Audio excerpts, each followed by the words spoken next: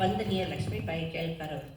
ನಾವು ಸಕಾರಾತ್ಮಕವಾದ ಕೆಲಸ ಮಾಡಬೇಕು ಅಂದರೆ ನಮ್ಮ ಶಕ್ತಿಯನ್ನು ನಾವು ಅರ್ಥಕೊಳ್ಬೇಕು, ಅವರಲ್ಲಿ ಸ್ವಾಭಿಮಾನ ಕೆರಳಿಸ್ಬೇಕು ಅಂತ ಹೇಳಿ ಮೌಶಿಜಿ ಅವರಿಗೆ ಅನಿಸ್ತಾ ಇತ್ತು.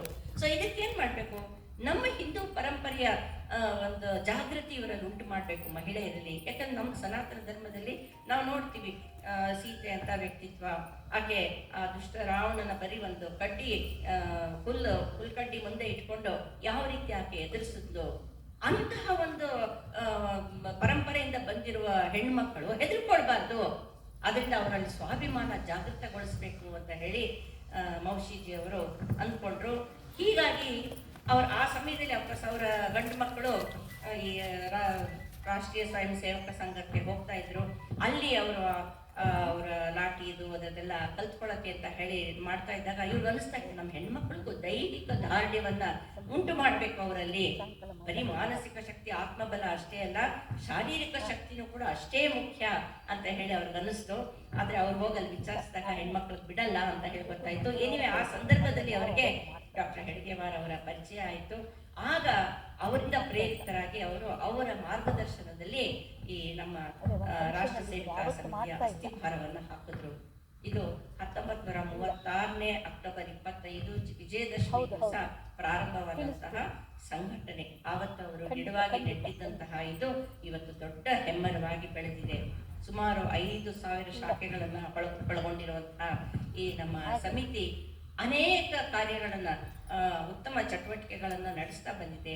ಪ್ರತಿನಿತ್ಯ ಶಾಖೆಗಳನ್ನ ನಡೆಸುತ್ತೆ. ಶಾಖೆಗಳನ್ನ ಆಯಾ ಅನುಕೂಲಕರ ದಿನಗಳಲ್ಲಿ ಆಯಾ ಸ್ಥಳಗಳಲ್ಲಿ ನಡೆಸ್ಕೊಳ್ತಾರೆ. 1 ಗಂಟೆ ಕಾಲ ಇರುವಂತಹ ಶಾಖೆಯಲ್ಲಿ ಅನೇಕ ವಿಷಯಗಳನ್ನ ಹೆಣ್ಣುಮಕ್ಕಳಿಗೆ ಹೇಳ್ಕೊಡ್ತಾರೆ.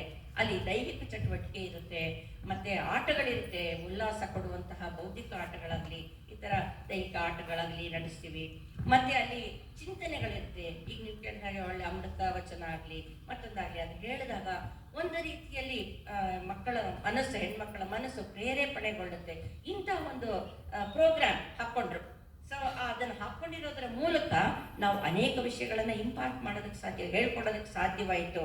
ಹೆಣ್ಣು ಮಕ್ಕಳಲ್ಲಿ ಆತ್ಮಬಲ ಜಾಗೃತ ಮಾಡೋದಕ್ಕೆ ಸಾಧ್ಯವಾಯ್ತು. ಯಾಕಂದ್ರೆ ಇವತ್ತು ನಾವು ಮಕ್ಕಳಲ್ಲಿ ಕಥೆಗಳನ್ನ ಹೇಳಕ್ ಶುರು ಮಾಡಿದ್ರೆ ಕಲ್ಪನೆ ಚೆನ್ನಾಗಿ ಉಂಟಾಗುತ್ತೆ. ಈಗಿನ ಮಕ್ಕಳಿಗೆ ನಾವು ಮೊಬೈಲು ಟಿವಿ ಕೊಟ್ಬಿಡೋದ್ರಿಂದ ಅವ್ರ ಕಲ್ಪನೆನೇ ಇರಲ್ಲ. ಕಲ್ಪನೆ ಮಾಡ್ಕೊಳ್ಬೇಕು ಅನ್ನೋ ಅಂಶನೇ ಮರ್ತು ಹೋಗ್ಬಿಡುತ್ತೆ.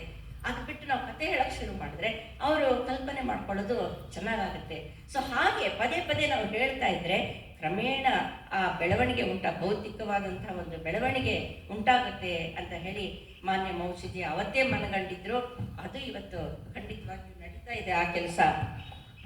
ಸೊ ಇದನ್ನ ಅವರು ಮಾಡಿದ್ದು ಇವತ್ತಿನ ತನಕ ಬೇಕಾದಷ್ಟು ನಡ್ಕೊಂಡು ಬಂದಿದೆ. ಈಗಿನ ಸಮಾಜದಲ್ಲಂತೂ ಎಷ್ಟೋ ಸತಿ ಅವಘಡಗಳು ಸಂಭವಿಸುತ್ತೆ, ಅಪಘಾತಗಳು ನಡೆಯುತ್ತೆ. ಆ ಸಂದರ್ಭದಲ್ಲಿಯೂ ಕೂಡ ಸಮಿತಿಯವರು ಹೋಗಿ ಸಾಕಷ್ಟು ಕೆಲಸಗಳನ್ನು ಮಾಡಿ, ಸಮಾಜಮುಖಿಯಾದಂಥ ಕೆಲಸಗಳನ್ನ ಮಾಡಿ ಸಹಾಯ ಮಾಡೋದು, ಇವುಗಳನ್ನೆಲ್ಲ ಮಾಡ್ತಾ ಇರ್ತಾರೆ. ನೋಡ್ತಾ ಇರ್ತೀವಿ ನಾವು. ಇವನ್ ಕೊರೋನಾ ಸಮಯದಲ್ಲೂ ಕೂಡ ಬೇಕಾದಷ್ಟು ಮಾಸ್ಕ್ಗಳನ್ನ ಮಾಡೋದಾಗ್ಲಿ, ಊಟವನ್ನು ಒದಗಿಸೋದಾಗ್ಲಿ, ಇವುಗಳನ್ನೆಲ್ಲ ಬೇಕಾದಷ್ಟು ಮಾಡಿದ್ದಾರೆ. ಇಂತಹ ಅನೇಕ ವಿಷಯಗಳು ನಡೆದಿದೆ ಸಮಯದಲ್ಲಿ. ಅನೇಕ ಸಂದರ್ಭದಲ್ಲಿ ಸಮಿತಿಯವರೆಲ್ಲ ಹೋಗಿ ಕಾರ್ಯ ಮಾಡೋದನ್ನ ನಾವು ಪದೇ ಪದೇ ನೋಡ್ತಾನೆ ಇರ್ತೀವಿ.